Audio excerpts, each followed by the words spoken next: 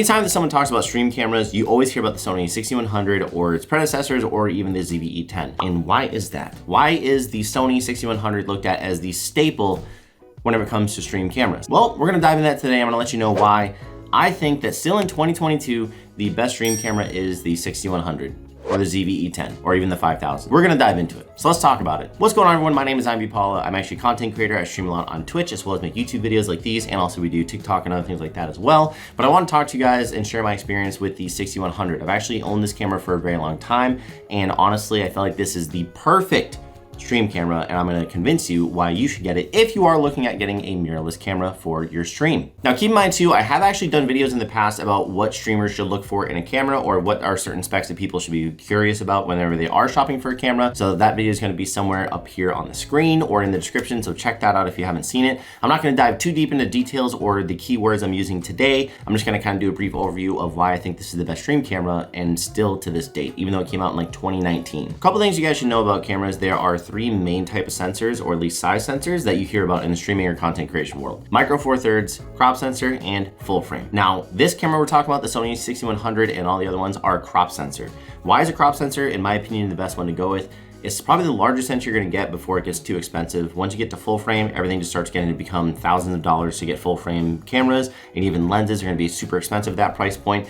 This, you can actually get an entire setup for right around $1,000, which is actually not a bad price by any means. When you're talking about stream cameras, it can get a lot worse. But it's a crop sensor camera, which means it's got a decent sized sensor inside of it. The low light is gonna be much better than a micro four thirds. Believe me, I know from experience. I had the G7 whenever I was doing some research, and people said that was a great camera to have.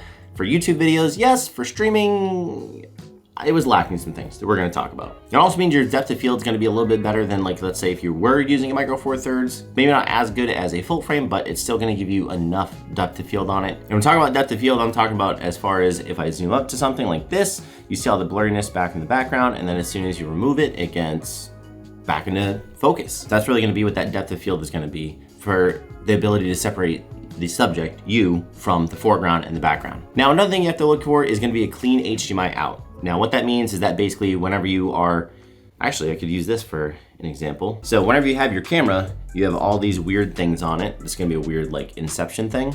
But you have all these weird like information and pieces on it. Some cameras don't have the ability to remove that when it's producing an image on an external like HDMI. So if it was going to a monitor, or if it's going into an Elgato capture card, then it doesn't have the ability to remove those text, which means your viewers would see that on your stream and it would just not look good whatsoever. The Sony 6100 and all of its other predecessors, I'm just gonna say the Sony 6100 because mentioning all the other ones is just too much. But the Sony 6100 actually is able to remove that and gives you a clean video output, which means you don't have any of that text on screen, which is super important to have a nice clean webcam. Now, I know technically this next point is not actually the camera itself, but you do have to realize that every single camera manufacturer has its own mounting system, and what that means is the actual lens. So Sony uses what's called the Sony E-mount, which you can see on this lens here.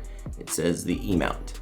So it uses E-mount for both their full frame cameras and their crop sensor cameras as well, which means I could technically get full frame glass or full frame lenses, and I can use it on the actual camera, on a crop sensor camera, and it will still work. Or vice versa, I can use a crop sensor camera lens and still use it with a full size video camera as well. Now, with that being said, that basically means that you have access to certain lenses. Now, one of the biggest lenses that you hear about is the Sigma 16 1.4 f-stop lens that almost everybody I feel like uses on their camera.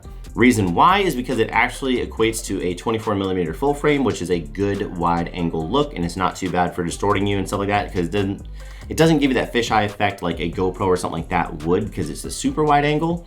But also too, that 1.4 f-stop means that you get a beautiful depth of field, and it's great in low light, which means you don't have to worry about having light directly on you if you're streaming.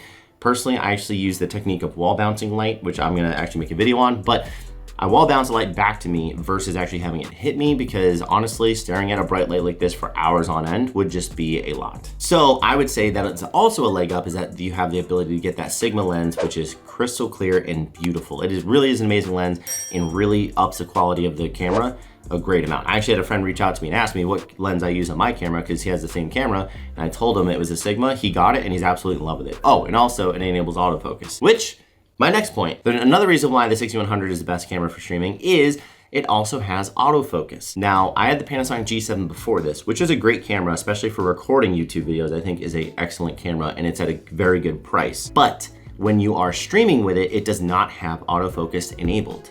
So that means is that I can't sit here and do this and have it focus on my hand or remove the focus or move around, because it's not gonna be able to keep focus on me. It has a set focus field. So if you do like to show things off to your stream, if you like to bring things up close to your camera and kind of show off the detail in them, it's not gonna be able to focus on it. So I feel like personally, as someone that moves around and is a very animated individual on stream, I think that's a really important key feature for it, and that was kind of frustrating not having it on the G7. So that is another thing I would say is very, very important about this. What makes this the best camera is the autofocus on it. And the fact that not only that, it's very fast for the autofocus. It's very quick autofocus. And actually Sony is known for their autofocus system and how far it's come in these past few years. And then a couple other things I'm just gonna dive into really quick, just because I feel like they're not absolute like definite, but they're more opinionated. But I feel like the Sony system is very easy to use.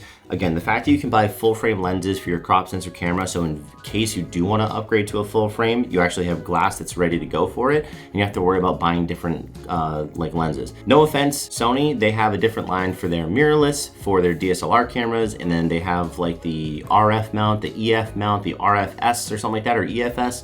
There's so many different mounting systems. It's honestly kind of like, for me, it's hard to keep up with, because literally it's either Sony E mount, which is crop sensor, or FE mount, which is full frame, but literally they both still work. I feel like the Sony system is very easy to use. I feel like the color science is also very good too. If you don't know what color science is, every single camera manufacturer and even TV, they have a color science to it, how they depict color. It's gonna be different between every single one. I personally feel like, at least with the newer profiles, I feel like Sony's actually nailed the color profiles, and I think they look very good, even with skin tones, which are really nice. Since it's such a popular camera too, there's a lot of YouTube videos out there about them, how to use them and stuff like that. And again, if you want to stay in the same family, once you start using one Sony camera, it's gonna look a lot like the other Sony cameras. The only ones that have menus that are a little bit different are gonna be like the Sony A7 IV or the Sony A7S III and some of the other ones, which you probably wouldn't get into using, but those are the ones where they actually do change the system, but it's still a breeze to use. I feel like Sony's are the easiest cameras to use in my opinion, even after using the Panasonic G7 for a while. Not only that, you also have a flip up screen. Now it is a bit annoying, because if you do just flip up the screen on the Sony 6100, it does block the actual screen with the microphone on it. That you can actually get an attachment that just moves it over, which I didn't know about. It's by Small Rigs. I'll link it in the description below in case you do have a 6100. And let's say you want to start vlogging with it. It's a fantastic camera for vlogging. I used that camera for a really long time to make YouTube videos, and I know a lot of people that started out with that kind of camera making YouTube videos. You really don't need much more than that unless you're really trying to take it into like a higher enthusiast level or a professional level, but it's still a fantastic camera regardless. And that's another thing, it's not that expensive. Again, if you were trying to go into a full frame camera like the Sony A7C, for instance, this body alone right here is about $1,800 or like $1,900, not including the lens itself. With the lens, you're looking at like $2,100 or $2,200 at the time of this video. So imagine spending over $2,000 on a camera and then not using it for the stream or the purpose you wanted it to. That would really sting. Versus if you only spent like around $1,000, I mean, that's half the price. So you're really not investing as much money, which means even if you use it for just like family events and stuff like that, you're still getting your money's worth out of it. As where I think a $2,000 camera is a bit harder to chew if you just kind of stop streaming. So. But those are basically just some quick things about why I think the Sony 6100 is still the best streaming camera in 2022. Again, if you can't get your hands on the 6100, because I do believe they actually stopped production of it, you can get the Sony ZVE10, not the ZVE1 or the ZV1, but the ZVE10 you can get. It's basically the same thing as the Sony 6100, but it's got a flip out screen like this one, so you can actually see yourself without having the microphone on top block it. And it's still got amazing quality. I think it's probably pretty similar in price too, but again, that I know that's kind of hard to see in stock, but hopefully they start coming back. But in case you're looking for the mirrorless camera, again, I strongly urge you go with it. Oh, and also too, they offer their own like constant power supply for it, which again, I've been using my camera for about 3 or 4 years now, and I've had no problems with it whatsoever. And I stream for a lot of hours. You should probably come by and stop by and say hello, because I'm lonely. I'm lonely. All right, not that I'm actually, I mean, all right, maybe I'm kind of lonely, but regardless, you should come by and say hello. That's pretty much all I got for you for this video. If you guys have any questions, feel free to leave them in the comment section below. Also too, if you want to have a conversation live, come check me out on Twitch. I stream multiple times a week, and I'd love to have this conversation with you. Or if you have any other questions about any other YouTube video on my channel, I'd love to discuss it and clear it up with you. Thank you guys so much, I appreciate it. Hit that like button, hit that subscribe if you like the content that you're seeing, as well as have an amazing day. Until next time, happy streaming.